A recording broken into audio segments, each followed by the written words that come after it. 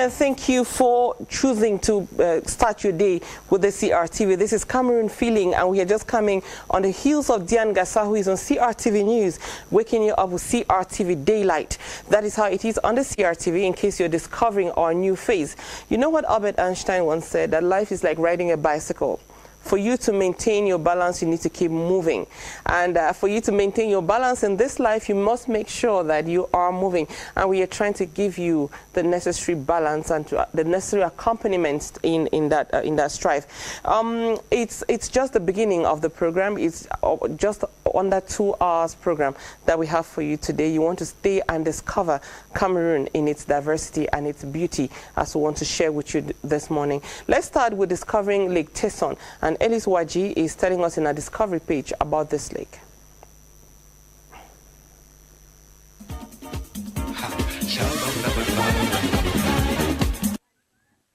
This is Lake Tesson in Gaoundéré. Situated some 8 kilometers from the town, the lake is seen today as an asset of biodiversity, as it contains a variety of plants and animal species. Vous allez constater que dans la Damawa en général, et particulièrement en Gaoundéré, les noms des localités... The Lake Tesson in the Mbom dialect means demystify. When you look at this lake, you notice that it changes colors with time. It is the mysterious part of the lake. At times, it is black or green. As of the origin, we think it's been existing since the 1700s or 1800s. C'est peut-être un peu le côté mystique du site. Parfois, vous aurez une eau noire, et parfois elle est verte. The biological diversity of the Lake Tesson has pushed many experts to consider it of utmost importance to future generations and can help in sustainable tourism, thereby promoting economic growth in the society. C'est un lac de cratère. Et lorsque on parle d'un lac de cratère, il y a comment dirais-je? Lake Tesson in Gaoundéré has all biodiversity components. It is a crater lake and favors several animals and plant species due to the fertility of the area. Within the lake, you can find turtles, fish, and snakes. Man equally intervenes here either to consume these animals and plants or to conserve them for a sustainable tourism. Sur la surface, c'est-à-dire sur le biotope, vous allez trouver des espèces végétales qui viennent parfois même d'ailleurs. Voilà. Et dans cette chaîne qui crée l'écosystème, il y a l'intervention de l'homme. Apart from the numerous species in and around the lake, its beauty equally attracts several individuals. Many affirm that the lake changes colors at random, and on this particular day, it decided to wear the green color, all to the satisfaction of the visitors. We have learned lots of things about the Lake Tesson that will help us to protect our environment wherever we go. From time to time, the Ministry of Environment, Nature Protection and Sustainable Development, alongside other partners like the Ministry of Tourism, organizes guided tours to the lake in order to educate the population on the need of preserving different species found in Lake Tesson. Nous sommes venus au lac Tesson, c'est pour voir tous les écosystèmes qui s'y trouvent, les êtres, les animaux sauvages et même et les espèces végétales. We have come to Lake Tesson to discover all the species that exist here. We are here to know the problems plaguing the area, what can biodiversity bring to a durable tourism, and if at all there are species in this lake, can they attract tourists? We equally intend to educate the public on the link that exists between biodiversity and tourism. Une très grande importance sur la biodiversité, c'est-à-dire la diversité biologique a un très rôle à jouer pour le tourisme durable. As of today, no one knows exactly how deep the Lake Tesson is. This tourist guide reveals that some years ago, some experts went 400 meters down the lake, but decided to abandon their mission without reaching the deepest point of the lake. Due to this, some inhabitants of Gaoundéré say it is a mysterious lake But environment experts rather declare that a preservation of the area will halt biological diversity loss and efficiently promote the sustainable use of ecosystems for the development of Cameroon.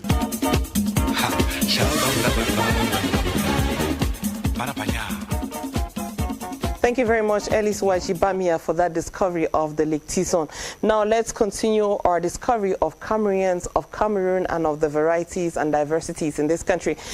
This moment is when we receive an application developer.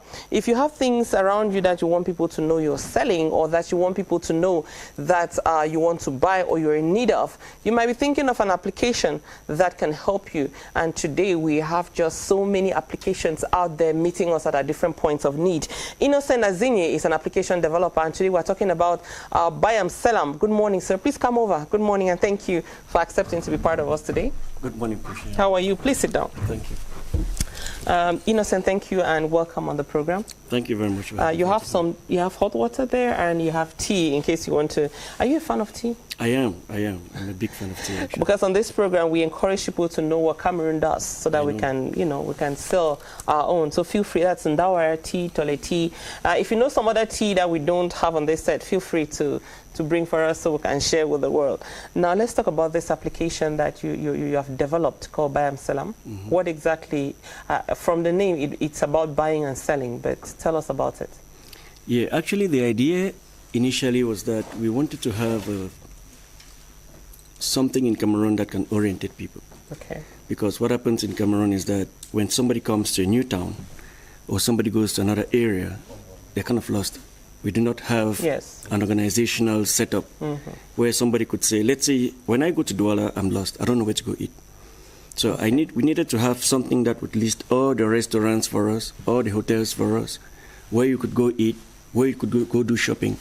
So when we thought about that, we said the best thing to do would be to have an application that you could have on your phone or any Android gadget. Right. Okay. And with that now you can navigate. If you're looking for a doctor, you could go to the application and say, I'm looking for a doctor, and it can show you the different doctors and you can contact them. How many years have you been working on this application, and how would you assess it today?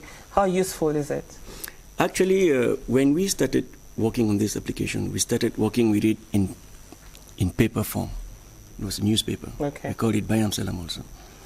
All right, so the newspaper came out. People appreciated it because the idea at that time was that if somebody is looking for a house in Cameroon, it's easier for that person, rather than running around the neighborhood. You don't have time to do that, right? So why not have a newspaper in which everything has been listed, and you could just look at the newspaper and know what kind of a house you're looking for. So when we had that idea, we put it up on the newspaper. It was difficult to come out because, of course, it's expensive to print, and you needed a certain minimum quantity to have it come out. So we've been doing that for like 6 years already. And after a while, when this Android technology came around, we found it better to move it onto the Android technology and then to expand it a little bit more on the services offered. Has this new form been fruitful? How do you assess the application today? Yeah, it has been fruitful. What has happened is that a lot more people appreciate what we do. When we talk to people, or people who come to us, because what happens is that people come to us and put in their announcements what they want to have displayed. All right, so when people come to us, they like it because, one, it's easier, two, it's free. And the third thing is that you can cover a larger scope. Before we were just on the newspaper in Yaoundé. Now we're in Douala, we're in Limbe, we're in Jombe, we're everywhere where people have information that they want to make known. Paint us a picture. We have some pictures you came with, and yes, we will be running some of those pictures as we talk. But paint us a picture of the work behind the scene. Like before you take a phone and you look at the offers that are there, what is the work done behind the scene? Do you have a team? We do have a team. We do have a team. What we do is that normally when you see a web application, like somebody sees a web application, there are many things that actually make it work. What makes it work is that there is a website. That website could be public or it could not be public. Right? So behind that website now, you have a server on which that information is stored. Okay. So what happens if somebody comes now and says, I want to make known my hotel, or I have a store, or I have a restaurant that I want people to know what kind of dishes I offer. What we do is we get that information, you give us your images, the kind of images you want to associate with the information you're sending out. And we put that up onto the site. We have, people that you can call and send these images to. And these are the things that we put up. What you do on your phone, the minute they get on our server, you can access it automatically on your phone. To address the credibility issue, I know a lot of persons who would say, no, I don't trust this Android generation. It goes too fast, and then suddenly you are in trouble. So how do you make sure you build credibility for your application as you go along? Really, we do not put... what you offer is real, and that you can check excesses. It's true. That's one of the reasons why we have a team. The thing is that we don't just get people come and say, this is what I have, and this is what I do, and we accept. No. We have to do some kind of a background check. What we do is we call, we ask you questions on what you have, and we find out if it's actually an authentic offer that you're making. You're making. But then again, as I said, we can only go that far to control, but we do have some control mechanisms in place. At this stage, what would you say is your ambition? What is the big picture of what you're looking at? Our goal is that I once traveled to Bamenda, even though I grew up in Bamenda, and things had changed so much from the time I last went there. And I got lost in knowing where to stay, kind of a hotel, kind of a thing. So my goal is that we should be able to, on the click of a button, we should contribute, we should use what this new technology age, we've been spending our time using what is offered to us by the West. So it's our responsibility, I call us like software engineers, it's our responsibility to go to the next level. We cannot accept that everything that we used on the IT or whatever is done by somebody else. We have to customize it, make it work for us, for our environment. And it's not, for instance, if you say you're looking for, let's say, a urologist in Cameroon, very few people know where who a urologist is, until you need where they are, until you need them, right? And then when you need them, how do you get to know where they are? How can you contact them to take an appointment? You understand? So a urologist would not sit down and develop an application to do that. That's not their specialty. We are the software people who have to bring this communication to work. So what we do is, our goal is to make sure that everybody can get to the next person with the shortest distance possible. Okay. When we come back on this discussion, we'll talk a little bit more about our use of Android gadgets, so that you can advise us more on how to use them to the best of our different ambitions. We'll also talk about maybe what are the challenges that you have in this kind of profession, because it's definitely a profession. But now, do you read a lot? Oh yeah, sure, I do. What kind of reading do you do? I used to read like just normal romance books, just stories before, but now I go more into psychological readings and stuff like that. Social sciences. Okay. Well, there is a book that Regina Huber wrote and that Belle Suzanne wants us to discover. It's about learning how to master your public speaking qualities. This is our Let's Read page with Belle Suzanne.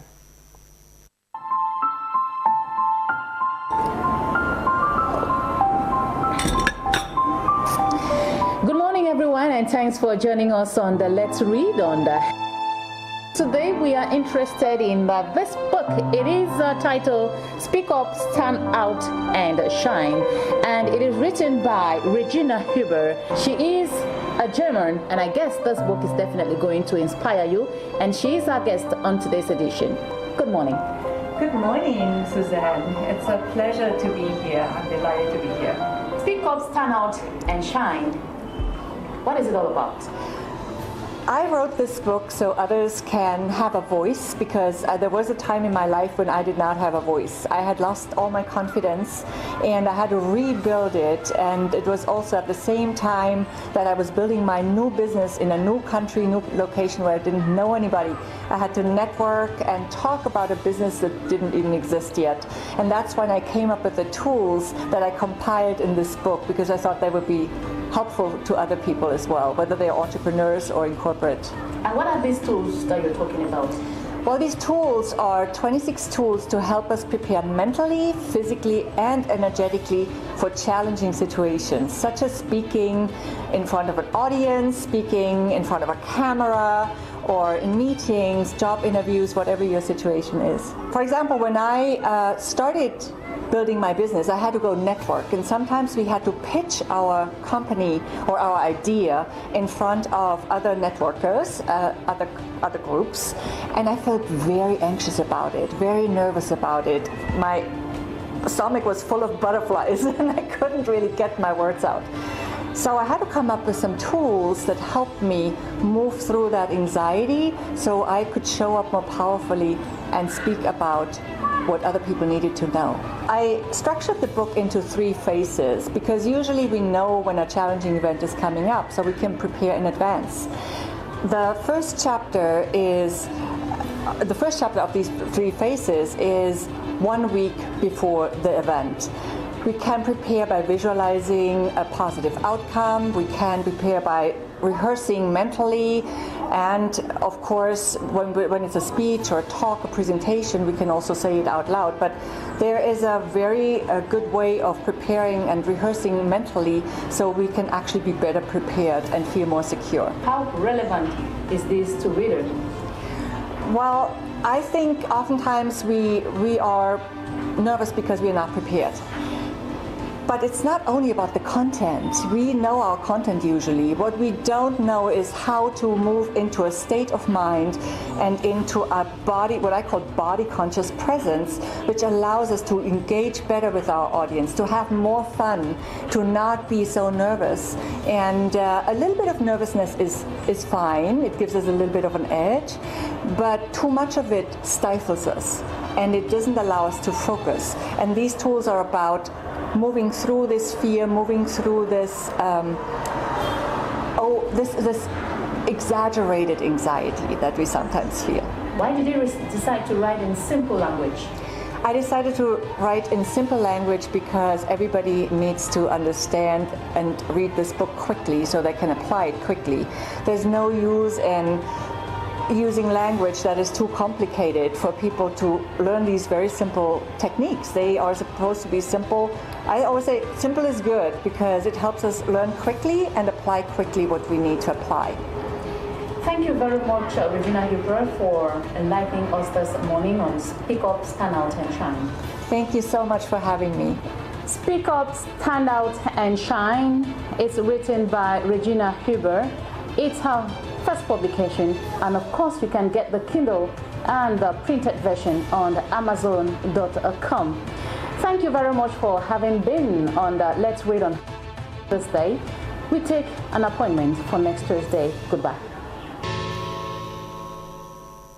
Thank you very much, Belle Suzanne. She's like a preacher, you know. She's preaching out there that we all need to read and read further. And we are hoping that she found some faithful this morning and that she has touched a chord in you and you're on your trip to starting a reading, should I say reading career? No one ever knows what can come out when you start reading and what you can come across. If you're watching us, we want to let you know that you can also hook up on CRTV Web. It's our Facebook page, and let us know how you think about this program or what you think about it and how you feel about our new Cameroon Feeling. You also want to know, in case you're discovering us this morning, that it's the new way that CRTV wants to wake you up. It starts at 6 o'clock with Diane Gasson on CRTV News, and then it continues up to 10 o'clock. And I or Eric Christiania will be the ones rounding off our morning show with a Cameroon Feeling, and it's going to be then on CRTV Premium as you're watching us right now. Don't hesitate to let us know how you're enjoying the show. Sometime later on, you'll be enjoying the new song of an artist. That song is called Valide, and it's a remix. If you love that song, stay with us. But first of all, let's wrap up this discussion on applications and other softwares out there. Innocent Azenye is here telling us about Bayam Selam, but there are all kinds of applications out there, Innocent. Yeah. And what is your opinion of applications and the direction that they are taking? Are they all for our good, or some are not really for our? You're a parent, by the way. Yeah. It's true that we are moving into a new generation where our kids spend a lot of time with their gadgets, gadgets, right? And there are so many different types of applications on it. The vast majority of them are games that children just get hooked on. Some of them are quite violent, actually, too. So I think that as a parent, we have to kind of find a way to dose how much children spend with these applications.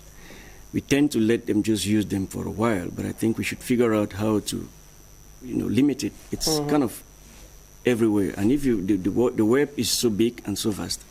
What is the formula you use in your home with your children so that they are in the middle, they get the balance of things? What we do in my house is that we limit the times that they have to play with their iPad. So what I do is that they have a timetable actually. They have a work timetable. So what I do is that I don't actually let them not use it. They use it, they play with it from time to time, but I know that it's just between 4 o'clock and 6 o'clock. After that, you're not allowed to use it again. Okay. You understand? So tell me about an application developer like you. What would be your challenges? What are your difficulties? Usually, before the internet became as big as it is, our challenges were that we do not have access to information easily. So what has improved a lot here in Cameroon for above all is that with the internet, there is accessibility. What we do is if you need some design or you need some ideas or you're blocked somewhere, you can go to the internet and you find out what information you're looking for. Okay. So generally, our challenges now in Cameroon generally is that we developers in Cameroon, we have not really started building. The people in Cameroon do not really use the applications that are developed by Cameroonians. Why is that? I would think that we would rush for those applications because normally they're supposed to come to solve a problem, isn't it? Yeah, there is. There is a guy who developed a film which is used in Silicon Mountain in Boyer. It's a wonderful application to transfer files. I use it personally all the time. And you try to tell people to use it. It's just that we do not have the marketing scheme that they use in America. If something is done in America, for instance, the society accepts it fast because the American media pushes it up. You understand?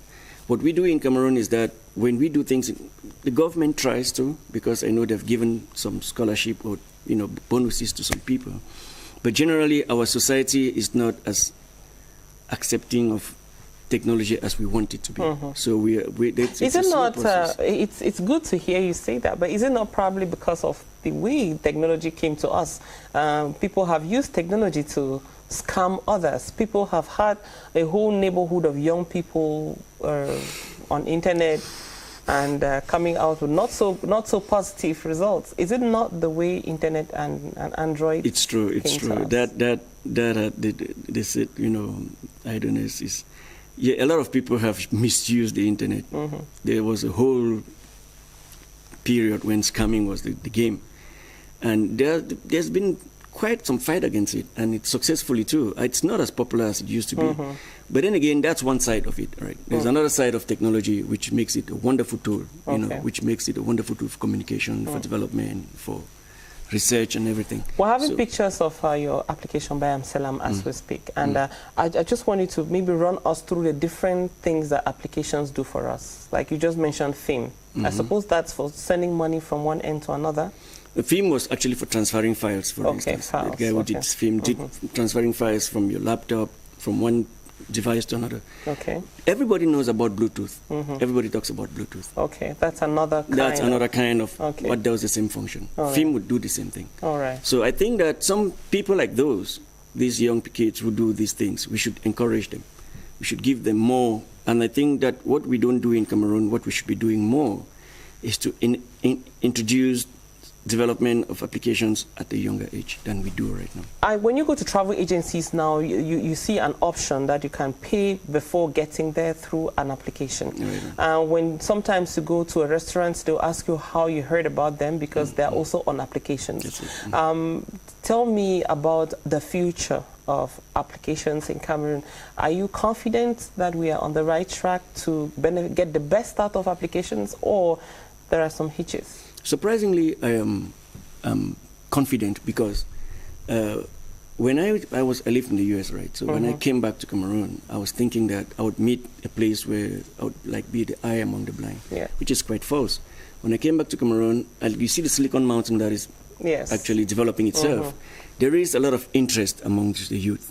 So what we need to do is just have an enabling environment. If we had an enabling environment that permits these people to express themselves, to thrive, right, and then we would see a lot more applications come out. Our goal is to solve our local problems. Okay. You're right. There are certain things that are generic, that it's a problem in the world, like, communication, Facebook or WhatsApp, they do that. But there are other things that are actually specific to a community, to society, that is missing. you wouldn't solve it using a generic application. Okay. So that's where we came in with Bayam Salam. You understand? There should be a possibility for somebody who is coming to do a wedding in Cameroon to find somebody to do their hair or whatever they do without necessarily going all crazy. Go around. That's it. Well, so that's the idea. We're coming towards the end of our discussion with you. Thank you so much, Innocent Azini, for coming. If you were going to give us a parting word, what would you like to say to our viewers? Well, generally, our idea is that we should use and try to encourage homemade products. Okay. Be it software, be it furniture, be it whatever it is, we should try to make sure that in our society we have geniuses amongst us. All right. There are lots and lots of people here who do things very well. Okay. What we need to do is to encourage them. And encouraging them means using what they do, what they create. And putting it forward. That's Thank you so much for coming on the program, Innocent. I'm going to send you off with a beautiful song. Do you know Numerica? I'm learning about it. You're learning about Numerica. Do you know Mr. Leo? Yeah, sure. How would you not know Mr. Leo? Do you know KOC? You discover. Right. This is a teamwork. This is a collabo, they call it. It's called Validate, a remix of it from Arise Entertainment Frontline and Numerica. These guys can dance. Just stay with us.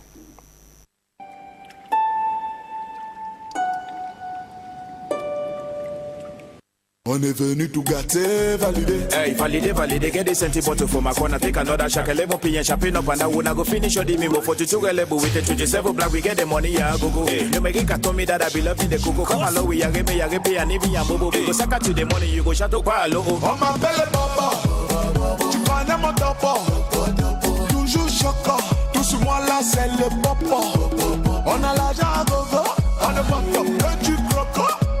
I'm in love with the coco. On s'en fout de regard et on danse seulement. Souhait. Poussez jaloux. Poussez jaloux. Souhait.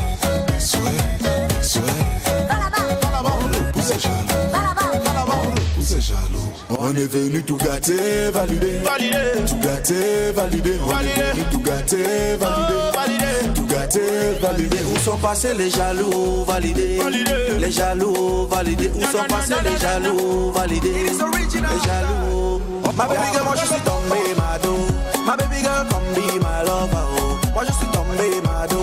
Ma baby girl, come be my lover. The way you nice and clean, oh, mommy, yeah. Sister Irene, oh, mommy, yeah. Baby, you know I like this, oh, mommy, yeah. Come testify me, oh, mommy, yeah. On m'appelle papa. Yo, give me the mic, yo. You know I got the energy to bring it to life, yo. Cameroun to Congo, I made it put on the light, yo. So DJ turn it up, make a dig in the vibe, yo. Tu connais mon topo.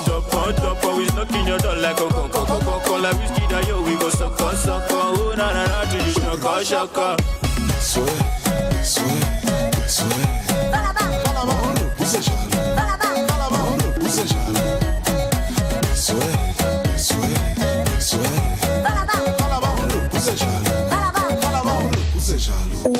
Every day I grow bigger and I go do say it don't better. Now for before I go back, never. I go back, never. No be what I do, my liver and a blood. Oh, I thank you, Baba. Cause with you I go down, never. I go down, never. T'es demandé, tu m'as chanté parce que je peux te laisser barreau.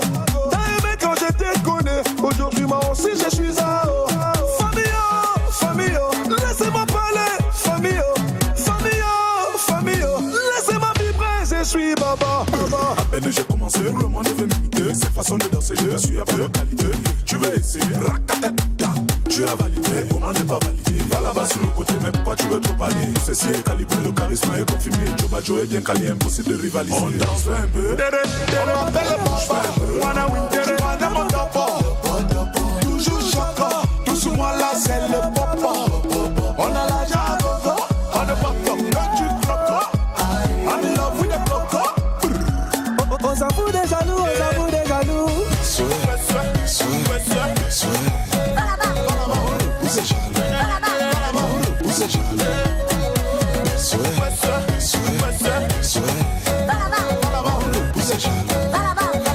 Poussez jaloux. On est venu tout gâter, valider. My baby wine up. Tout gâter, valider. My baby wine up. Tout gâter, valider. Wine to me. Tout gâter, valider. Vous en passez les jaloux, oh, valider. Les jaloux, oh, valider. Vous en passez les jaloux, oh, valider. Ask me lighter. On m'appelle Baba. Baba. Give me the mic, yo.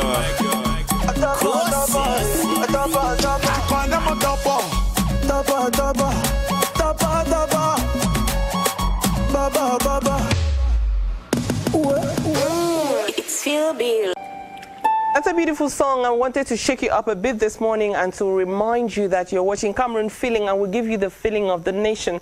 Now let's go to our legal slot on the program to talk about divorce. You know, sometimes in life you feel like you have to come together. You have to be a couple. Mr. Right sees Miss Right and says, this is the woman I want to spend my life with, and vice versa. Sometimes on that journey it goes wrong and then you want to separate again, because coming together is a legal procedure, but going apart as well has to be a legal procedure. Barrister Nicolene Kusen is standing by to answer some questions regarding divorce. It's our legal page on the program. I'll be back.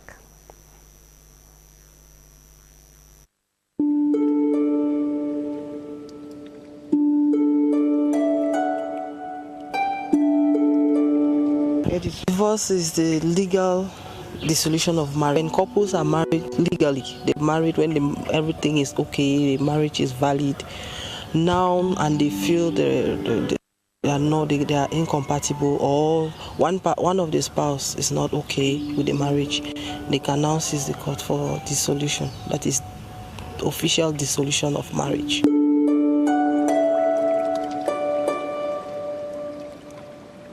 The reasons for divorce you have, it depends on which side of the country you find yourself, either the French legal system or the English legal system. If under the French legal system you have just two articles that give reasons for divorce. The most commonly used is adultery. Under the French, the civil law, you have adultery, and then you have another article that talks of violence, behavior, and under the common law legal system, you have just one ground for divorce, which is irretrievable breakdown of the marriage. That is, the marriage must have broken down irretrievably. But you have 5 sub-reasons as stipulated in the 1973 Matrimonial Causes Act.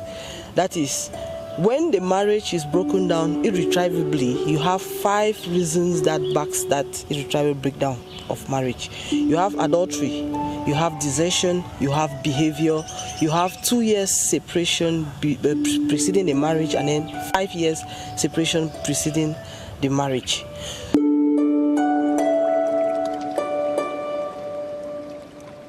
Under the common law, the High Court has competence in cases of divorce. And then for polygamous marriages, it's the customary court that has competence. Under the civil law system equally, you have the High Court, and then you have the court, the customary court. The customary courts, the procedures then are different before the various courts. We seize the court by a petition, and then annexed to the petition you have the verifying affidavit, and in some cases you annex the certificate regarding to reconciliation. That is under common law, because the civil law system is a little bit different. You seize the court with your petition, annexed to it the verifying affidavit, and then the certificate with regards to conciliation. That is, the spouse came before the lawyer. The lawyer decided to inform the other spouse. They tried to see if they could reconcile the parties before going to court. When now the court is properly seized, you have the phase where you have to notify the other party, and then service on the other party equally has document that you have to annex to. You have the memorandum of appearance, notice of appeal, and then you have acknowledgement of service. Once the court is properly seized, if the court finds that the grounds for divorce is established, that is, the marriage is broken down irretrievably, and then there is a reason, either adultery or the other reason that we cited earlier, the court will first grant a first order. That is, the court will try to reconcile, because the legislator in Cameroon is not for divorce. They want the family to be united. So they always try to reconcile the party, no matter the reasons that the party will come before the court and give.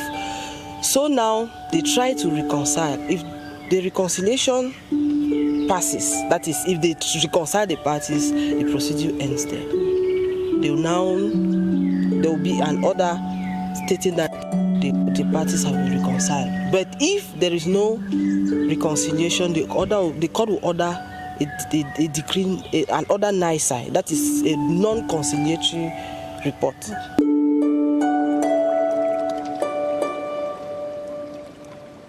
The effects of divorce is that the party who felt uncomfortable in the marriage becomes free. So you part ways. You live the way you wanted to live. You be considered as a free citizen without any legal connection with any man, anybody. In the course of the procedure, some people do have their arrangements under the common law legal system. They can make arrangements for the custody of the child, alimony too, and then how the child will be taken, how the children of the spouse will be taken care of. But if they don't have arrangement, the court will always make provisions for how the children will be on the custody of the children. In this case now, the interest of this child is what the courts always look at. Where would the child be? They can either give to the mother or the father of the child. It depends on who is really able to take care of the children of the house. Concerning property acquired within the marriage, it depends on the regime. If you went in for separation of property, that is separation, you have separate properties. Everybody, you own your property as you came in. But the point that we always note is joint property. They will have to separate, that is, the court will have to order partition of the property. That is, the property that gets into the divorce proceedings is the properties those that were acquired after marriage.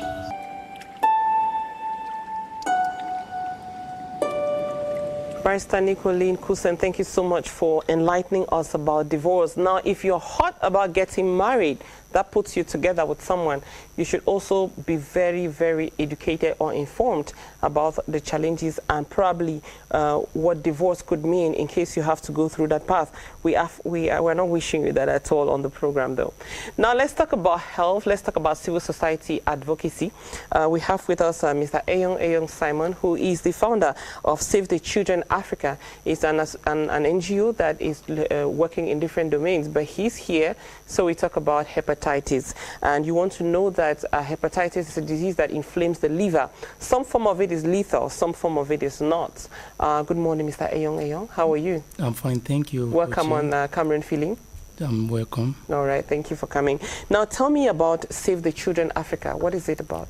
Save the Children in Africa is a non-governmental organization that was created in 2015 and with a focus on promoting mother and child health. Okay. And we have a series of activities that we work in collaboration with the Ministry of Public Health to fight against mother-to-child transmission of HIV and AIDS, hepatitis. We also focus on promoting maternal breastfeeding and especially promoting the rights of girls and women in the society. Okay, so I think I begin to see why you want to focus on hepatitis. Do you want to explain to us further why you're in a campaign to talk against hepatitis and encourage people to be healthier? I think hepatitis is a world health problem today, and Cameroon is not left out because statistics in 2017 shows that Cameroon is one of among the 17 countries most hit with hepatitis B. And hepatitis B is a virus which affects the liver, like you rightly said, an inflammation of the liver. And as due turn, it has other complications that can lead to liver cirrhosis, fibroids, and liver cancer. So today, hepatitis has been a major problem in Cameroon because when we look at our statistics on the field, that we go on sensitization and screening, we discover that a lot of Cameroonians are living with hepatitis. Now, when we look at globally, the percentage of Cameroonians living with viral hepatitis, it is about 2.5 million Cameroonians living with chronic hepatitis, so which calls for a public health intervention and a major problem. When a civil society advocate like yourself takes interest in a health campaign, what are the things you want to do or you want to see happen? We want to see Cameroon is facing emergence by 2035, and we hope that all Cameroonians need to benefit from this. They have to be in good health, because when we talk about emergence 2035, we need to see Cameroonians looking healthy. The government has put in place through the Ministry of Public Health, a decentralized system where people can stay in their villages and they are well treated. They don't need to be moving from one place to another. And most of these viral infections, people are not really versed with it, because you take, for example, the case of HIV. When HIV was in the late 2000s, it creates panic and people die of trauma and so forth, stigmatization. Yeah. So we don't want that to happen with hepatitis, because we hear people talking about, oh, traditional practitioner can treat it, oh, it's not treatable, oh, it's not. But we want to let people to understand that information is power. And so we are out, Save the Children in Africa is out to sensitize people about this disease, to create awareness, to make sure that people are screened, people are vaccinated against hepatitis B, because there is, since 2005, when the vaccine against hepatitis was introduced in Cameroon, a lot of people are not aware. The population is not aware. It was introduced in Cameroon in 2005, and then it was initiated into the PEF vaccine, that is the vaccine between 0 to 11 months.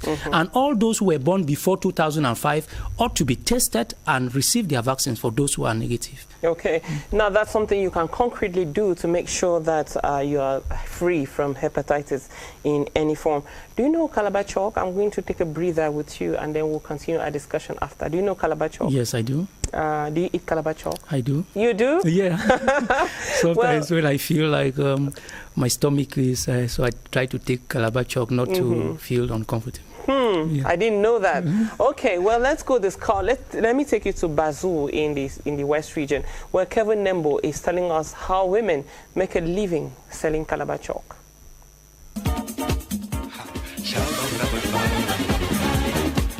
We are in one of the villages in Bazoo subdivision, where a good number of women do not only rely on agriculture for their livelihood, but see African kaolin clay, best known in Cameroon as Calabar chalk, to be an important source of revenue. Given that their ancestors depended so much on the substance, which is available in huge quantities on mountainous areas, most of the women have embraced the income-generating activity to cater for their families. This is their own gold mine. The women come here on a daily basis in search for this precious substance, which they later sell in markets. And it is with the money that they are able to cater for their children health-wise, to pay for their children's fees. In this village, there is an association of women specialized in this activity, and they depend so much on their chief, who do sacrifices on this mountain to appease the gods before the substance can then be extracted. One of the women tells me. She further explains that you cannot just come into the site and start digging without respecting what she termed the calendar of the gods. They are the ones who decide, and if you disobey and go digging, then the whole can collapse on you. Many people have lost their lives in the past, she added. Here, the mining is done manually. Once the process is completed, the clay could be burned and the end product taken to where it may be needed in sterile conditions to prevent it from getting contaminated.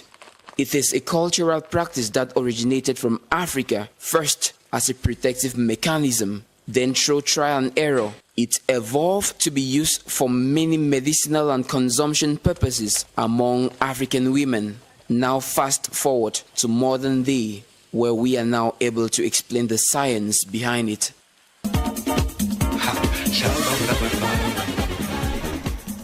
Thank you very much, Kelvin Nembo. We're still with Dr. Ayong Simon, and we're talking about hepatitis. There is a forum that you're going to be part of and that you're actually preparing called the International Health Forum that will hold in December. Yes, I see how prepared you are. Show us that again. Tell us about this forum. Well, thank you very much, Pochi. This is one of its kind, the very first International Health Forum on hepatitis under the theme Stop Hepatitis B and C Transmission, Zero Infection in Cameroon. Why do we say Cameroon? Because Cameroon is one among the 17 countries most hit with hepatitis B. And with what Save the Children in Africa, SACA Cameroon has been doing in terms of sensitization and screening, vaccination. So this forum will be from the 11th to the 16th of December. Under the high patronage of the Minister of Public Health. So this forum will take place at the National Museum, at the Esplanade of the National Museum here in Yaoundé. And this forum involves everybody, all Cameroonians, because hepatitis doesn't know, have a brother, sister, or you are a doctor, you are a nurse, you are everybody, and hepatitis is everywhere. Tell me about the persons involved in this forum. Now, those involved are health experts because given that the population needs to be aware, needs to know the complications of hepatitis, needs to know the means of prevention, and they need to know how hepatitis is being managed. So we have health experts coming from abroad, from France, from Britain, and from the US. And we have to meet their counterparts here in Cameroon, especially the professors that we have here, eminent professors, and we have the Ministry of Public Health, who is also ready and who is working in close collaboration, in close supervision to see that this forum comes to a success. And this forum is just a means for us, Save the Children, to work in close collaboration with the Ministry of Public Health to put a platform, because this platform is going to help in decentralizing the follow-up and the creating awareness and the sensitization about hepatitis. And this platform is not going to be easy because the way it is drafted, I hope this decentralization is going to meet the government objectives of decentralizing all the services here in Cameroon. Let me ask you about this forum in particular. How is it special? You know, we've heard, I think it's not the first time I'm hearing about hepatitis and a public campaign, and we have other diseases and public campaigns too. What are you putting in the preparation of this forum to make sure that people trust in its outcome? Well, a lot has been done. A lot is still to be carried out. Now, in this forum, what makes it more special is that you are going to get in touch with all the specialists that you have ever expected to see, or people have been sick, they don't know where to go to or who to address to. But in this forum, you are going to meet all the various specialized hospitals that you have in Cameroon that will be present in this International Health Forum. So if you want to see a specialist in Hôpital Gynéco, you need to come there and you meet them in their stand. If you want to visit see a specialist in La Cantinine, a hospital in Douala, you need to come to this forum because they will all be there. Or to get other advices that will help you in fighting or eradicating your own personal diseases that you are facing, because a lot of people, everybody is sick. And so in this forum, and then this forum is going to mark a beginning of a health sector that people will see the truth and will believe in our health practitioners. I wish you that, and I'm hoping with you that we'll get to that point, that many people will trust more our health practitioners. Thank you so much, Dr. Ayong Simon. I will not let you go without asking you to advise people. What will be your advice or your word of caution regarding health and regarding hepatitis in Cameroon? Well, I would like the population to know that hepatitis is real, is everywhere. Get to know about it. Do your screening as early as possible. Take the vaccine if necessary. And in the case of complication or positive, meet your doctor, because the doctors are everywhere in all our hospitals. Don't be fooled by those who will tell you I can treat you for 300,000, 400,000, because the government has put in place a structure that have decentralized structures in the 10 regions of Cameroon to see how this is done. And so we should be very careful with those who will fool us and who get lost about everything about hepatitis. We wish you all to be healthy. And when you came on the set, I was asking you what kind of tea you like, because we have a variety here. And you said every time is tea time. Every time is tea time. And I learned about that in Boya. You know, with Tole tea, we used to drink tea morning, afternoon, evening. So we know every time is tea time. So that's why you see I prefer this. Thank you so much, Dr. Ayogo Simon, for coming on the program. Have a beautiful day. I want to take you to a bit of tourism now. Do you know of the Pot of Stones? No. Have you heard of it? Or the Logbele? Well, I'm learning. Learn with us. Cynthia Saptala is telling us about this point of tourism in I think it's in the West region. It's in the hills. It's in the hills, and Cynthia Saptala is telling us about it. Just enjoy.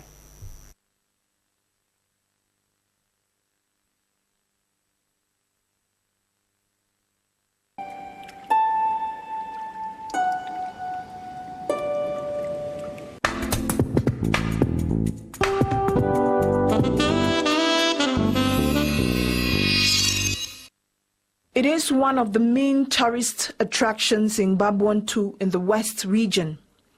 The Lac Mpele, or the Pot of Stones, is the most captivating curiosity of nature.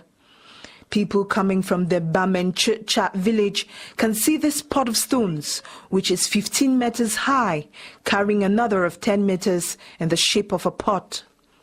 The Lac Mpele is stationed on a stony hill that has a vegetation mostly made up of ginseng, a plant known for its medicinal values. The site is of great significance. Ce lieu sacré appelant Mamie de Pierre, c'est l'entrée principale de Babwantu. C'est là-bas que les colons passaient pour entrer ici. The Lac Mpele has a great history. The path to the Pot of Stones is the path on which slaves were taken from the villages to the German colonial masters.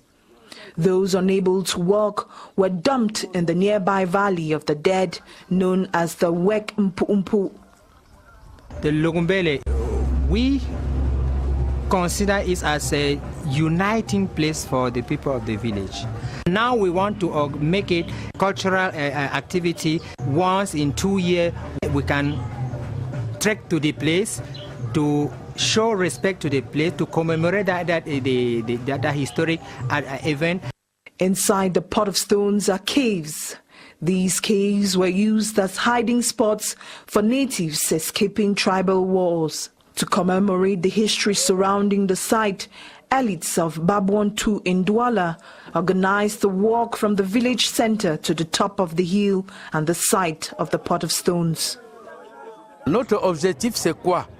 C'est de faire découvrir aux jeunes Babwantu les réalités de leur village. Once every 2 years, some individuals go to Babwantu to do the 25-kilometer walk of level ground and hill climbing. According to the organizers, over 500 people register for the walk, and only about 250 can make it through the narrow and slippery paths to the top. The journey to Lac Mpele keeps gathering both the young and old, determined to get a glimpse of that Pot of Stones, catch the breathtaking view from the top, and be one of the few to relive a history that unites many.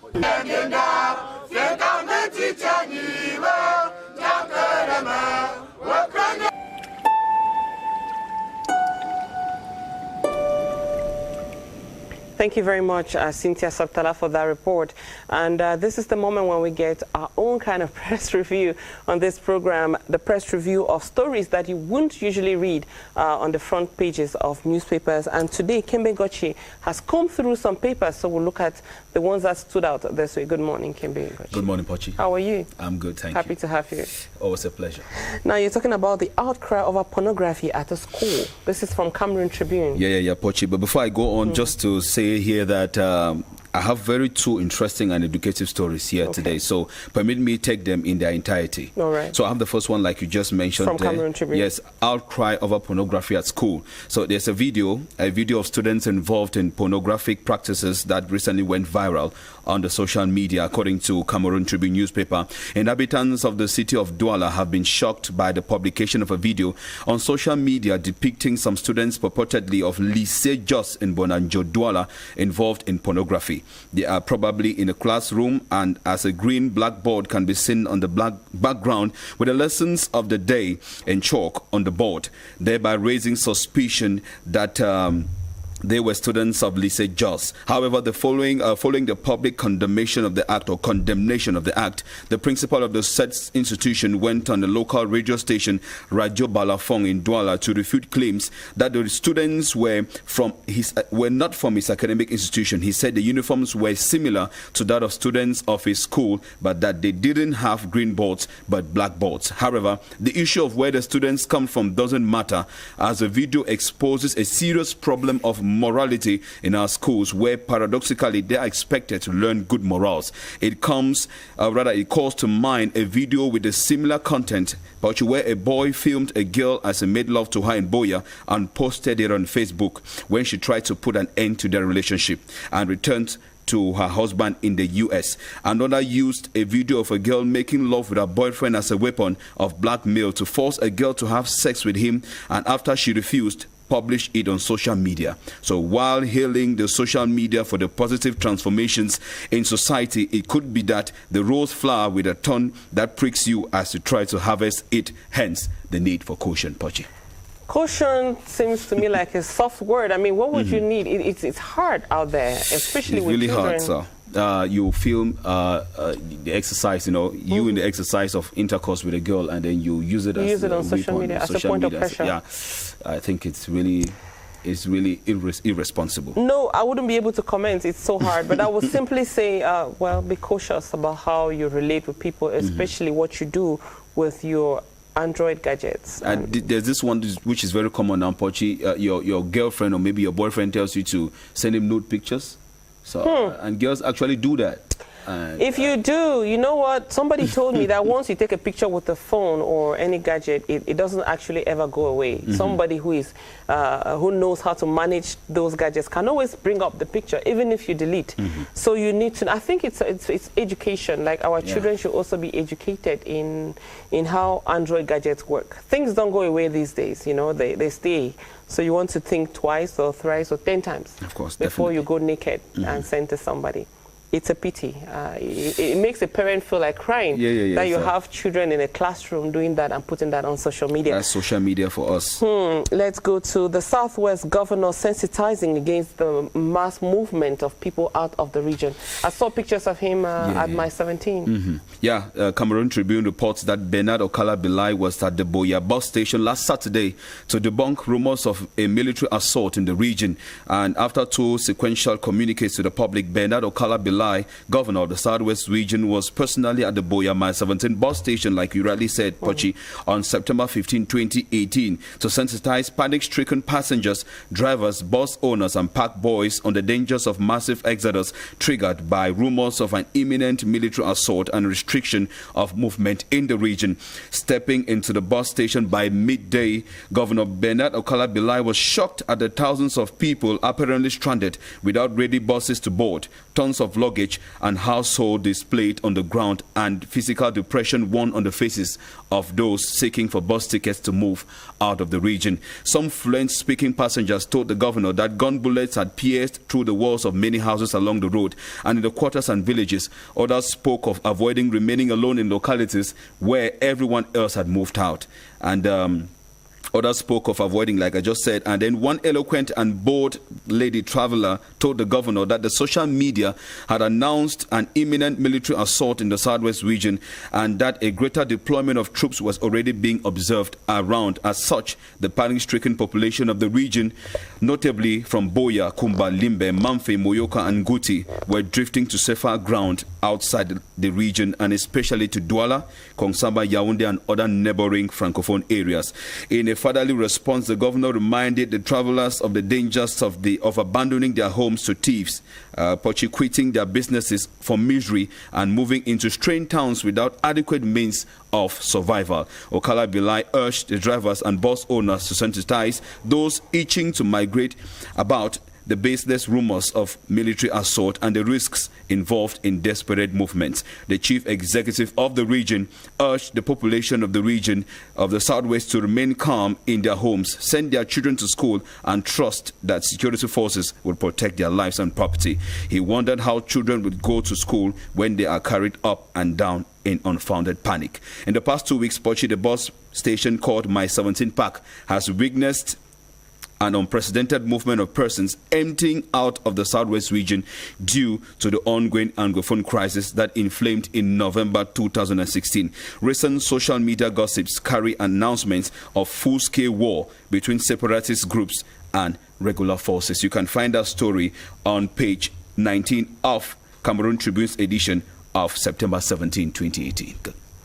You know, Kembengochi can only be as bad as we are. So if you are tempted to fear, to worry, I will encourage you not to fear, not to worry. This is us. And sometimes we need to go to the limits of our human self to see God. Of course. So do not be afraid. Do not be worried. Those who can, stretch out and help. But as the governor said, I think it is his role as the governor to reassure people, stop them from running out, because there could be more dangers in front of you than behind you. Sometimes they say the devil you know is better than an angel that you do not know. But however it is, it's a tough decision for parents, it's a tough decision for everybody. You need to think very seriously about what you do and how you go about it. However you do, we'll be here on Tuesdays and Thursdays to help you get a better start of your day. Now, tell me, what do you think of women who drive with heels? I think stilettos and in all honesty, I think it's a dangerous practice. Seriously? Yeah, because first of all, I don't know how to manage. I don't know how you women manage to work on those things. I don't know, but to me, it's dangerous driving with heels. Yes. Because you want people to go. You want women to remove their shoes before. Ballerines, no. I think it's simple to do. Most women I see sometimes they have their heels in their cars, so when they're driving, they change. Yeah. You know. Maybe they wear their... But sometimes you don't have that time to be taking off all the shoes to change. You just... Well, but it's dangerous. It's dangerous. I think we should take some precautionary measures, you know. If you're one of those, Kembengochi will be scared to get into your car. But let's talk. In Hands On today, Patience Mbele is looking at how to get your car started for the day. And behind that, she should be looking at shoes and driving. Just stay with us.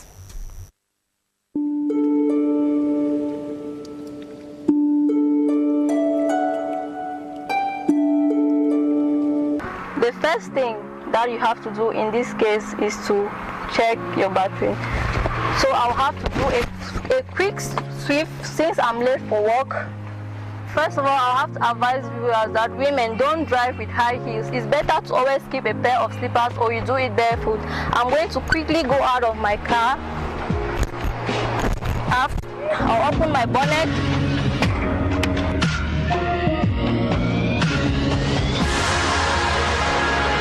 Check my battery. Mine is a little bit complicated, but for other cars it's very easy, it's very visible. Here I'll have to adjust the terminals to ensure that it's well positioned. I'll have to adjust the terminals of my battery. Now that I've adjusted it, I will close it up.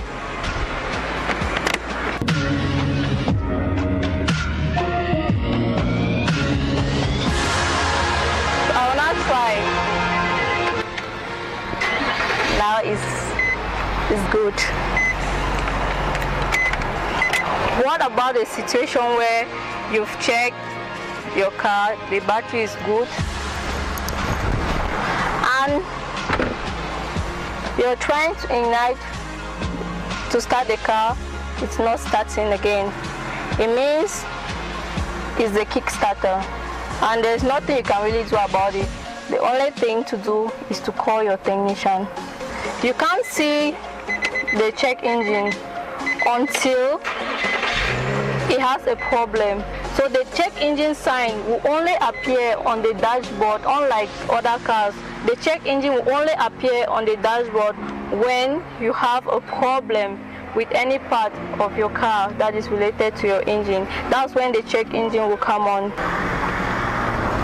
To wrap it off, I will have to advise all my viewers out there that it's very, very important to check all your fluids. Never ignore any fluid, because one is either the brake fluid or the power steering or the engine oil, any of them.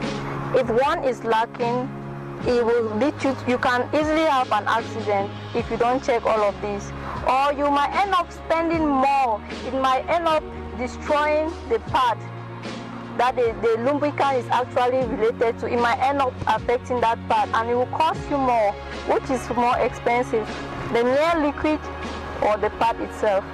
So I will advise viewers to take this serious and put it into practice.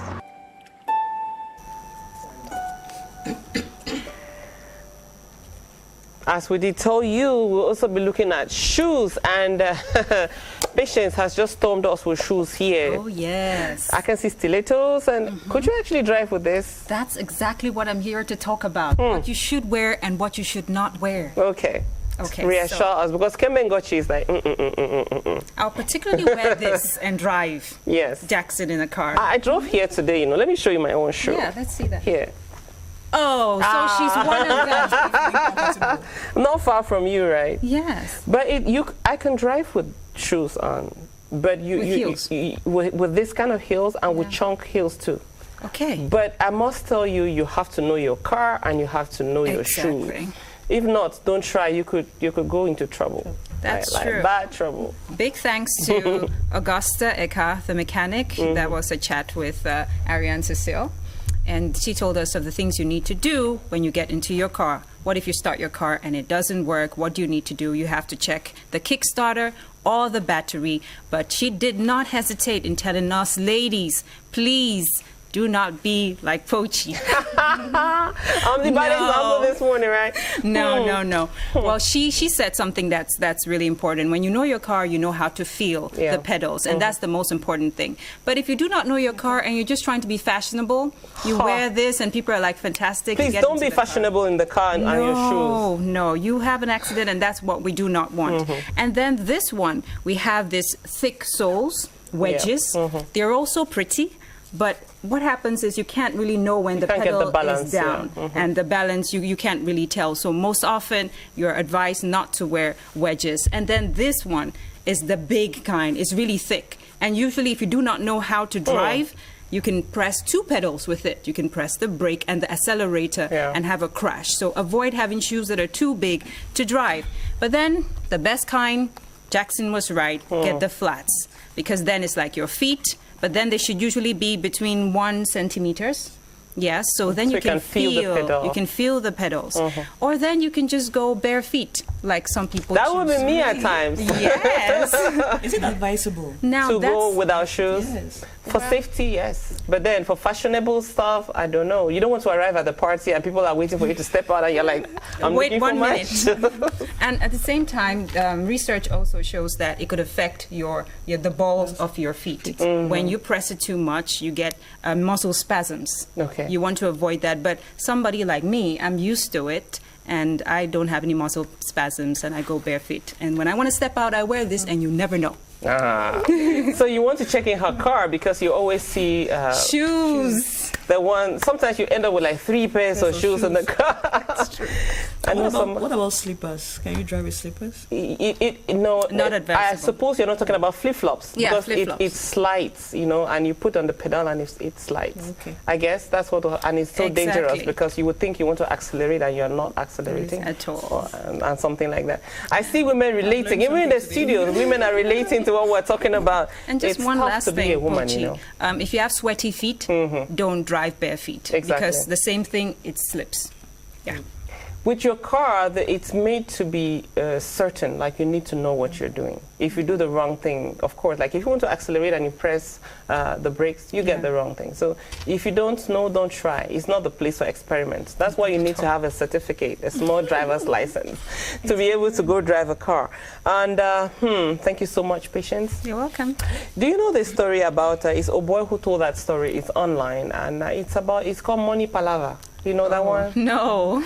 It's about this woman whose eyes pop out and almost fall off because of money. Ariel Cecile is laughing. Women and money, right? Yes. The guest we had on Tuesday called Money Yari. Yari? Yes. Why? So, and some people call it Mishishi. I know people call money Mishishi. Money is one thing that has got all kinds of names out there. Well, this is a money palaver I want to share with you. It's coming from Oboy, that comic. You women whose eyes pop out and want to fall when you see banknotes. This is for you.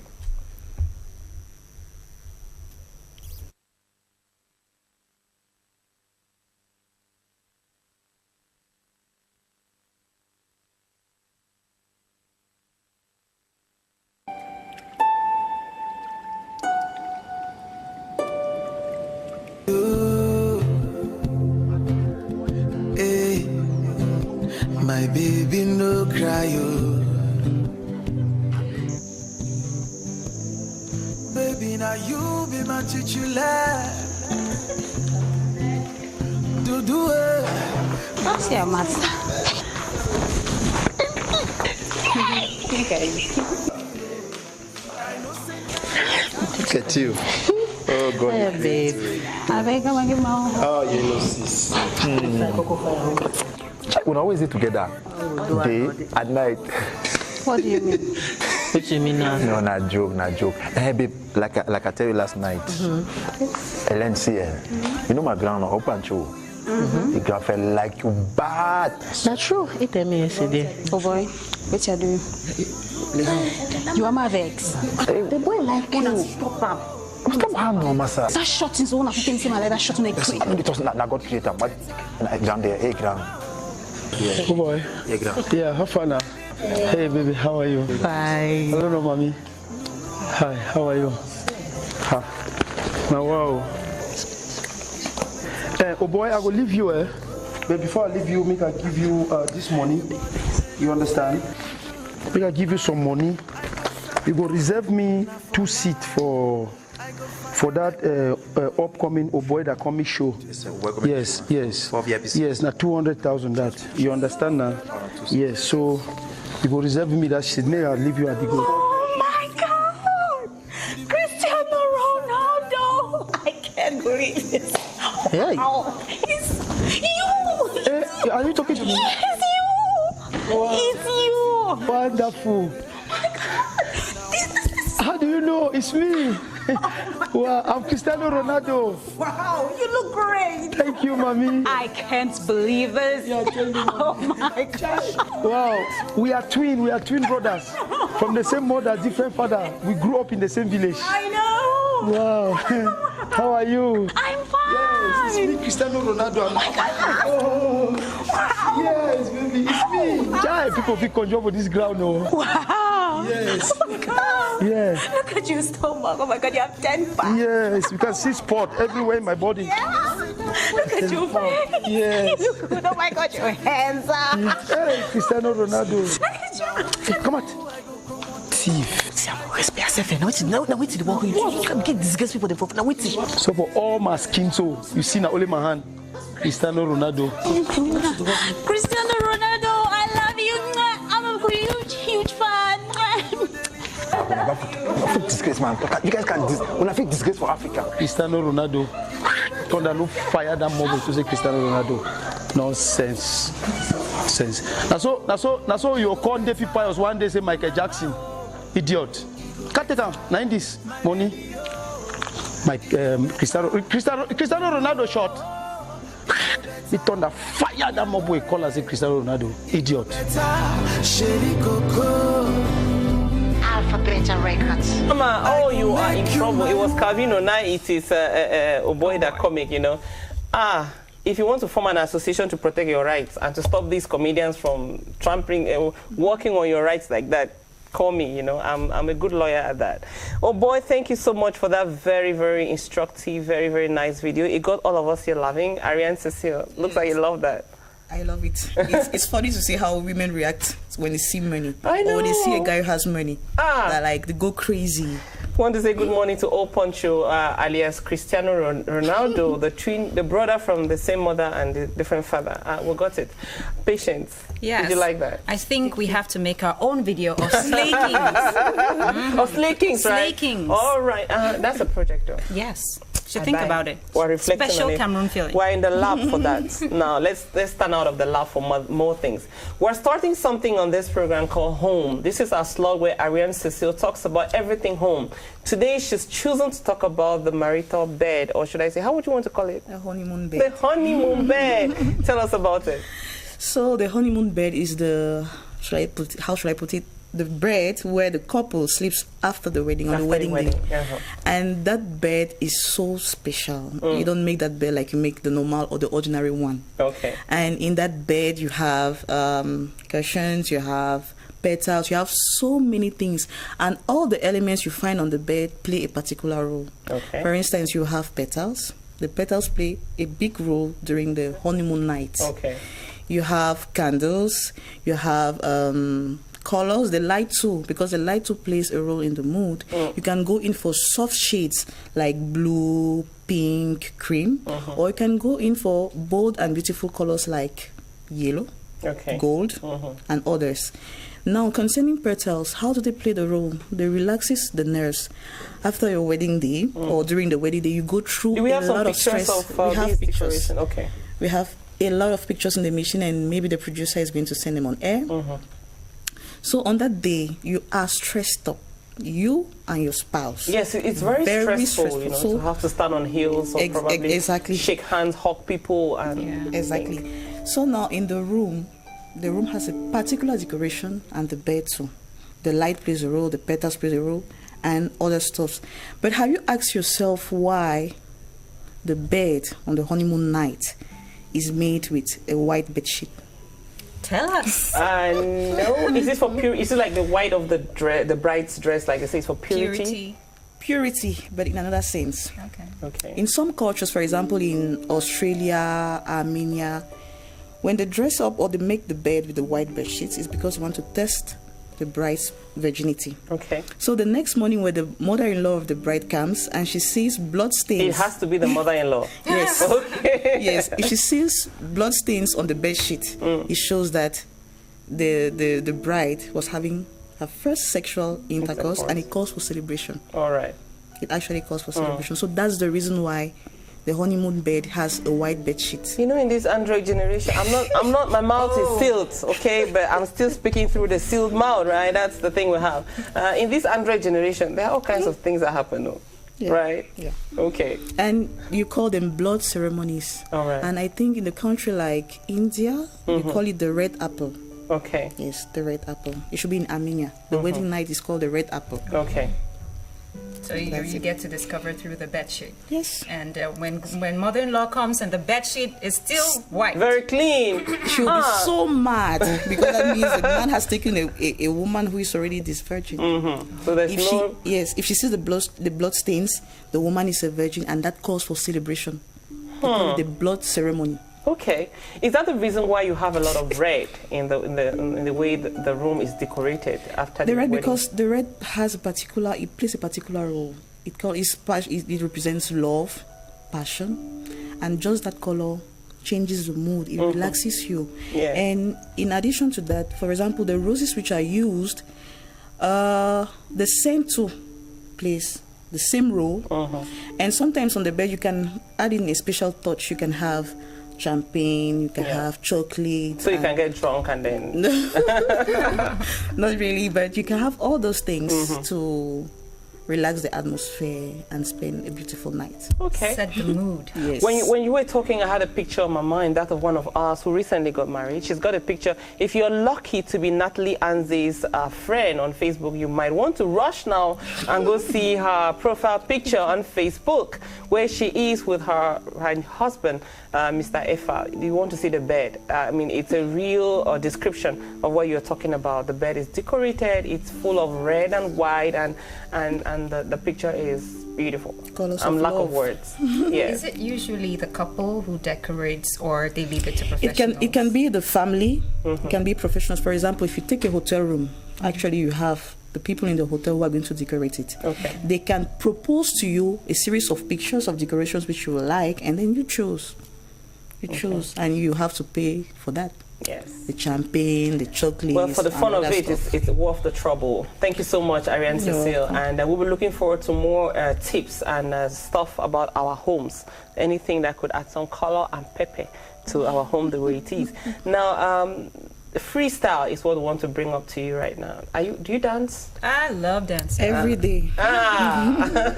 Would you want to be a professional dancer someday? Why not? I could do a face-off with you, Pochi. Anytime. Yes. Anytime, right? Game. I like that. Ariane, are you joining us for that? Sure. I dance almost every day. Let's think of doing our own freestyle. But while we are working on our own freestyle, let's give you freestyle on Cameroon Feeling. This is just a moment when we celebrate creativity at its earlier stage, and when people's children or kids or adults, anybody, just feel like twisting and twitching to the sound of music. Enjoy. We'll meet you behind that.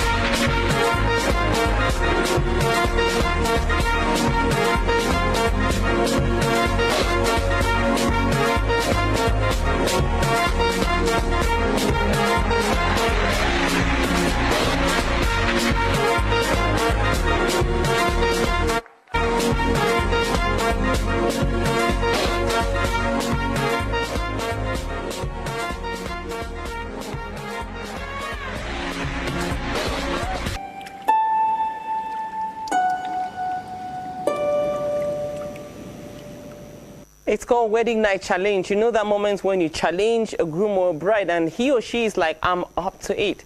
That's how we catch it on Freestyle, and we share with you talents in its most raw form before people think of refining it to make it something else for you and I. Now let's talk about an international day that we had this week. Ariane is here, so we'll talk about the World Day of Peace. Good morning, Ariane. How are you? Good morning, Puchi. I'm okay. Happy to have you on the program. Thank you. Happy to. Tell me about this World Day of Peace.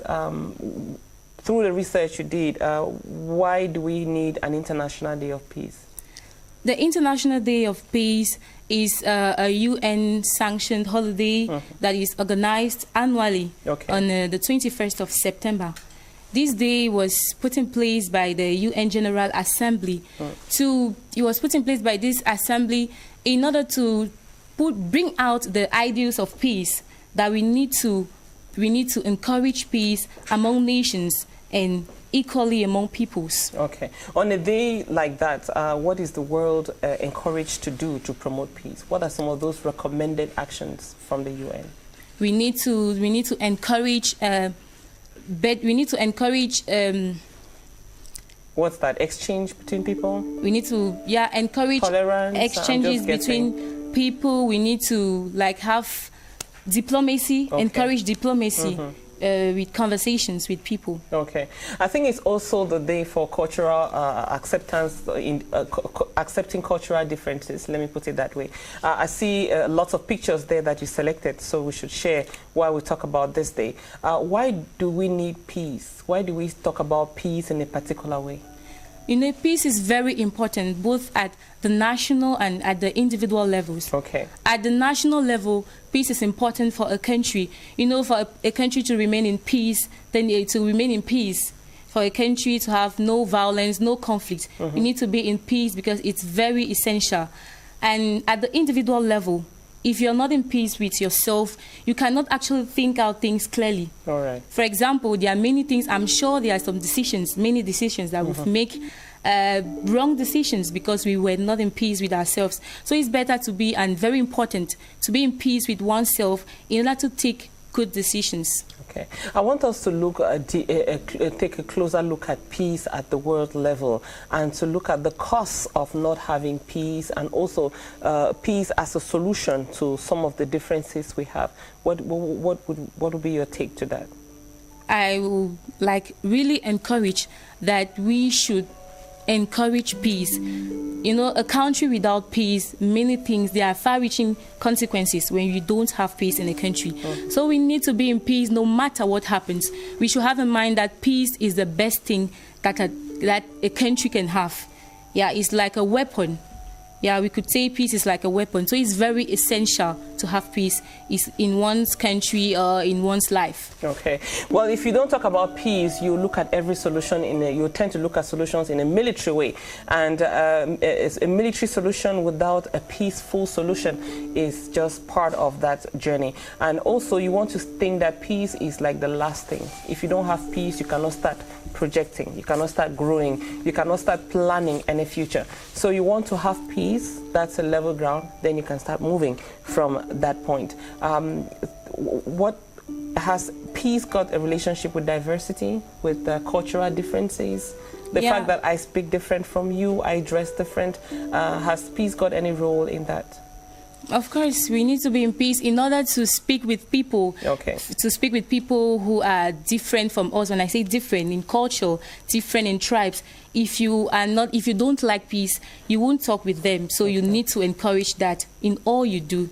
All right. Thank you so much, Ariane, for being on the program today and for talking to us about one more International Day, World Peace Day. As we think of this day and reflect on why this day came to be, let me take you to a partnership that works all the time, Deutsche Welle and CRTV on Africa on the Move. Stay with us.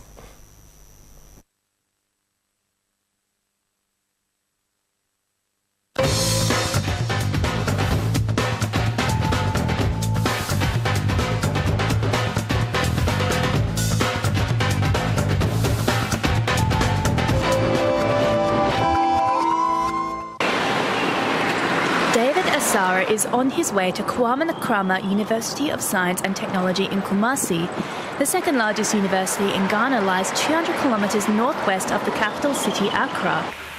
His organisation, Agro Mindset, has established training units in tertiary institutions across Ghana. But the bigger focus is to set up Once a week, the entrepreneur teaches young Ghanaian university students agricultural entrepreneurship.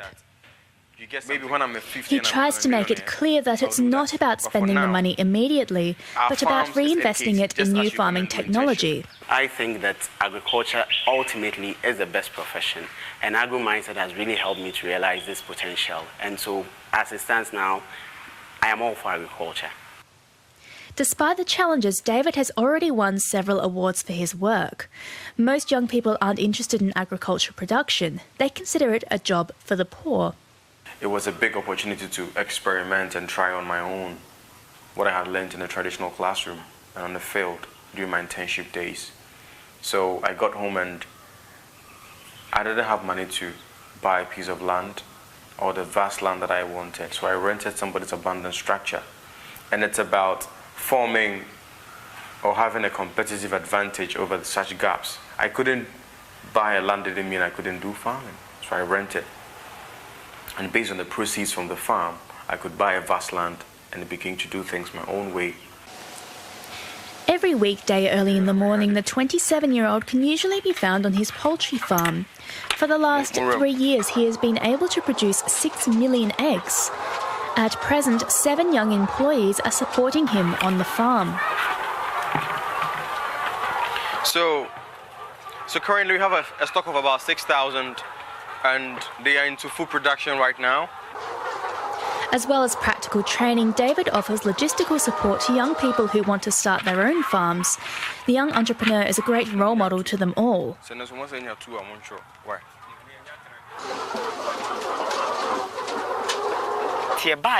Since coming here, I have been inspired to work hard so I can become like him.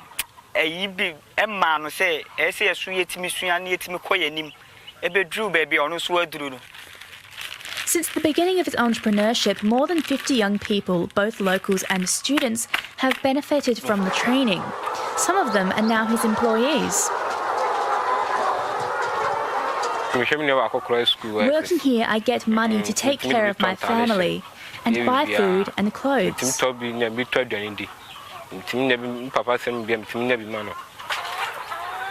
Ghana still has to invest almost $1 billion per year to import food.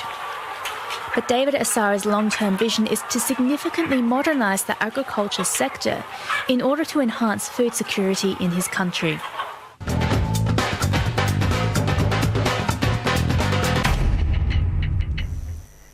Deutsche Welle and CRTV on Africa on the Move. It's every day on the CRTV. You want to stay with us and see how that partnership is evolving. Now let's talk about a partnership. It's about partnerships this morning, about one that is bringing a lot of joy and glory in the world of gospel singing. These are two persons who made their name in UB Choir and who at some point decided to come together. They say it's like 6 years that they've been together in singing, and the group is called MJ Clan. Good morning, both of you. Thank you for coming on Cameroon Feeling. Good morning, Pochi. Thank you for having us. We're fine. We're very fine. All right, so who is telling me the story of how you came together? Would it be you? Yeah. All right, you tell. All right. We came together 6 years ago. Okay. Before that, we had been singing together in the UB orchestra. All right. Yeah, the orchestra is different from the choir. All right. Thank you for that clarification. Yeah. We had been singing together in the UB orchestra for a long time before that. But 6 years ago, we had a program here in Yaoundé. Yeah, so she told me that she had a dream, and in her dream, she was instructed to meet me for us to work together. Okay. So it just went on, and we decided to start singing together.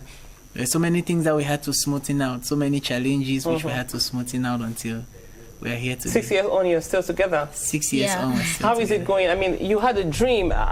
Usually when somebody tells me I had a dream, I become scared. But looking back 6 years on, are you proud of that dream? Yeah, I'm proud. I'm very, very, very proud of that dream. I don't usually dream about people, so when I dream, I take it seriously. Okay. And it was so very challenging at the very beginning, but as you can see now, it was all worth it. What have you been doing for 6 years? You tell me that. The very first year, we came out with an album, which is the video that we are about to show you today. Yeah, it was very, very... It was confusing at the beginning because many people, they already loved us individually. So for us to come together, it was like, why are you people coming together? Individually. Yeah. So... But we walked through our challenges, and I'm so happy for the result that we see now. If I ask you to improvise something for us, would you be able to improvise something? Oh, yeah. That's all we do. That's all you do? Wow, okay, I'm served. Now over to you. All right. To improvise something, when God remember you, He go turn your story to ngwenyengwe, ngwenyengwe, ngwenyengwe. When God locates you, He go turn your story to ngwenyengwe, ngwenyengwe, ngwenyengwe. My brother no dey cry yo, sister no dey cry yo, brother no dey cry yo. Ne pleure plus, ne pleure plus, ne pleure plus. Mon Dieu est là, je dis que mon Dieu est là.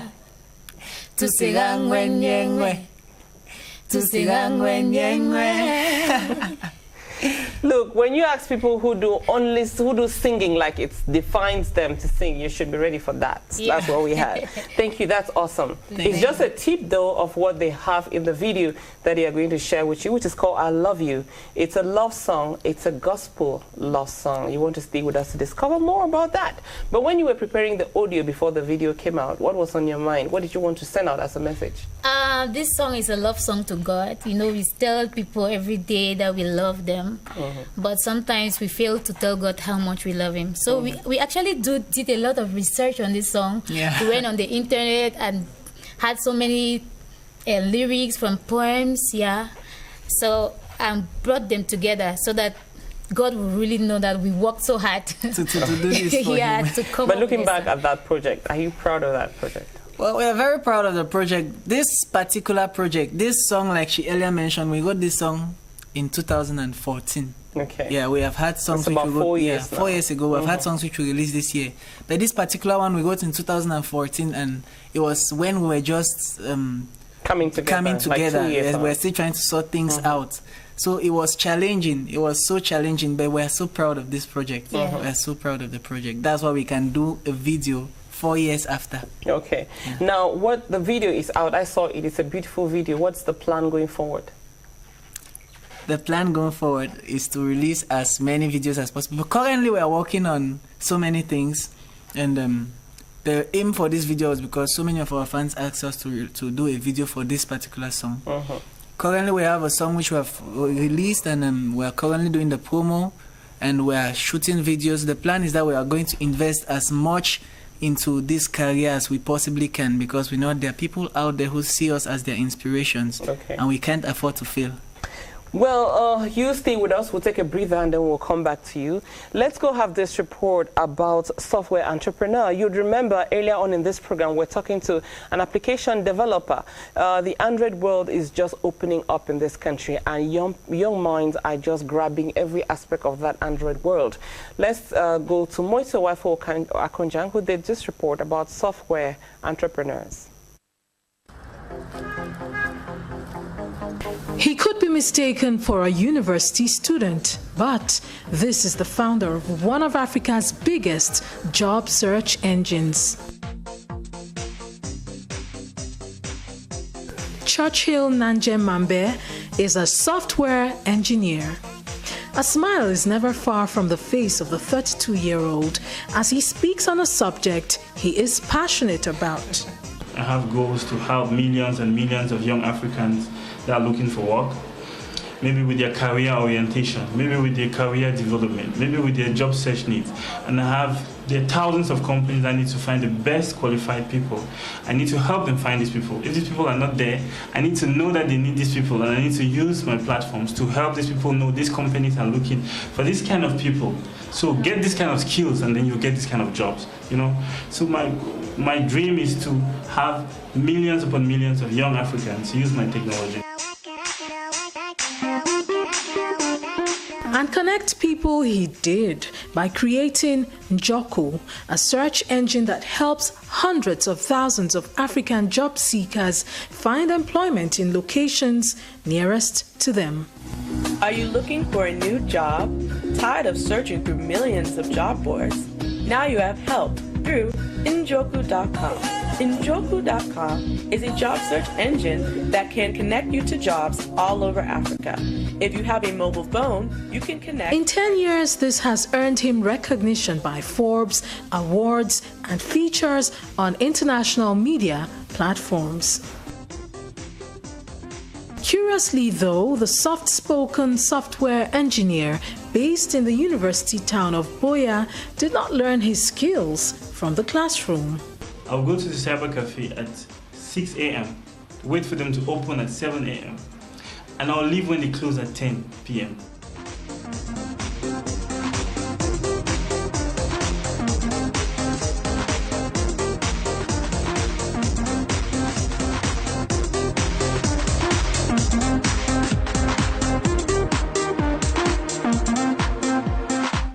I didn't go to 4 walls of university, but the way I studied is just like I was in university. Although nobody pushed me, but I was studying and it was more practical. I saw what I was doing and I could see results immediately. I believe that as Cameroonians, we need to look deeper into our educational system.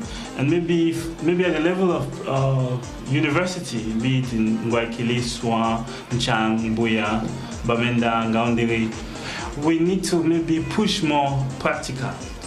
Maybe the young people in the university level, maybe high school, GC back, they could do theory like we all do, but after A level, just like me, they need to get more practical.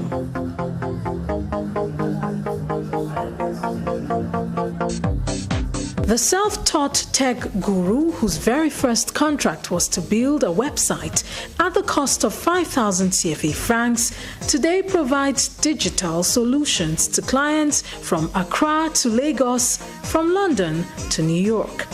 His dream is to see many more young people follow in his footsteps. I am happy with the fact that the government is talking a lot about the digital economy right now. It's something we were wishing for 10 years ago. I'm very happy for the past 2 years. Everybody in Cameroon now knows Génération Android, économie numérique. India was revolutionized because of technology. You know, they came from poor to an average economy because of technology. They serve like 30% enterprises globally with technology.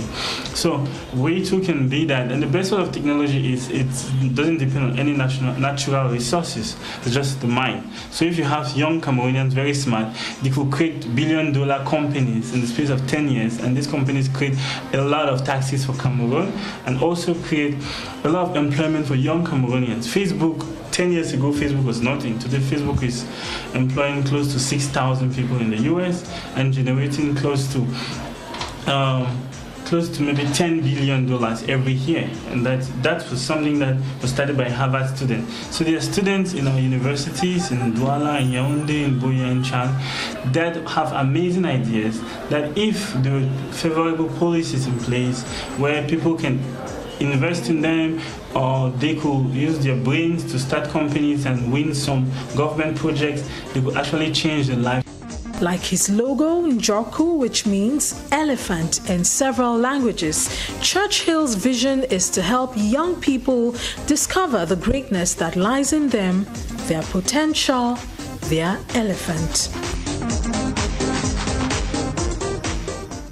If you're a developer or somebody with a creative mind in this Android world, you should hook up with us. We're happy to tell your story in any form.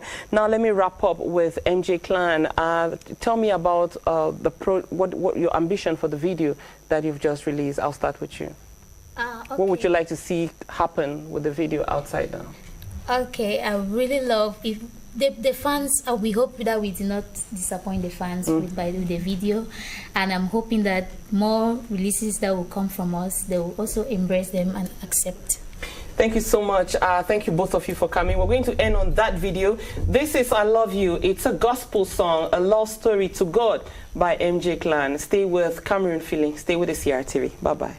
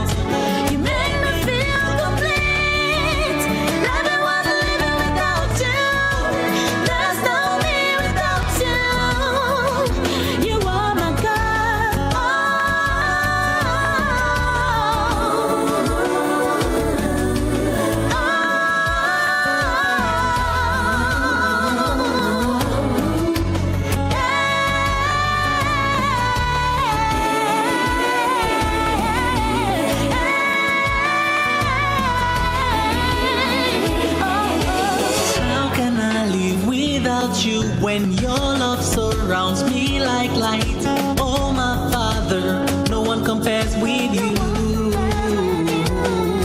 Oh, how much I adore you. You have no limit, you have no end.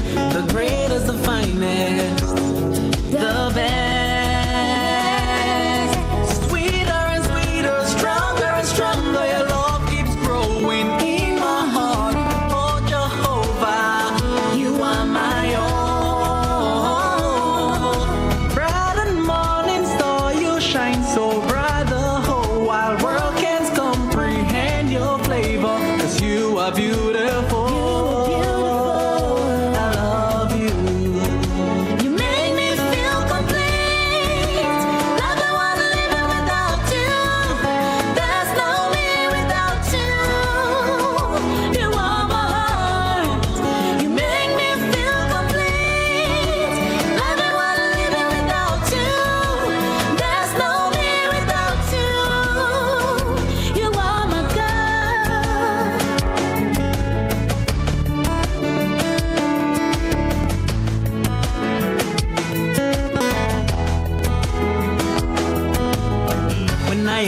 down, oh Lord, you lift me. When I call on you, Lord, you hear me. When I am lonely, you're always here with